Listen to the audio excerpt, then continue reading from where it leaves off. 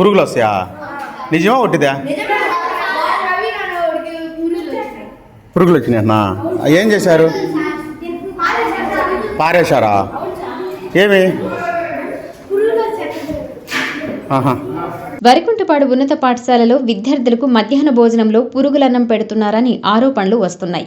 ఈ విషయంపై ఉన్నతాధికారులు సైతం ఫిర్యాదులు అందుకున్నారు. దీంతో మండల ఎంఈఓ రమణయ్య నేడు విచారణ చేపట్టారు.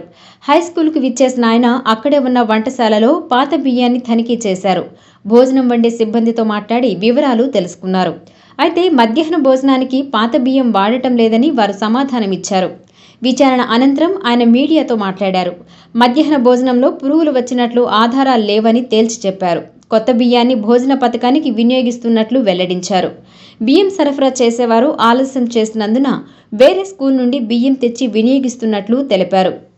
జెడ్పీహెచ్ఎస్ వరికుంటపాడు పాఠశాల నందు పురుగులు పట్టిన బియ్యం అన్నం పెట్టారనేటువంటిది వార్త వచ్చింది. అది అవాస్తవం. ఎందుకంటే మన ఇక్కడ ఉండే వాళ్ళ ద్వారా మేము సమాచారాన్ని సేకరించాను, వాళ్ళతో మాట్లాడాను. మేము మంచి బియ్యమే పెట్టి వండాము, కానీ ఇంతకుముందు పురుగులు పెట్టినటువంటి బియ్యం అక్కడ కట్టలు వేసేసి ఉన్నాం. అవి వాళ్ళ ఆ బియ్యాన్ని చూసి ఆ విధంగా భావించుకున్నట్లుంది. అంతేగాని మేము అన్నం మటుకు మంచి బియ్యంతోనే చేసి పెట్టాము అని తెలియజేయడం అనేది. తర్వాత బియ్యం కూడా అయిపోవచ్చినాయి. అందుకని మేము 5 రోజుల నుంచి ఉదయగిరి వాళ్ళకి బియ్యం సరఫరా చేసే వాళ్ళకి ఫోన్లు చేస్తున్నాం.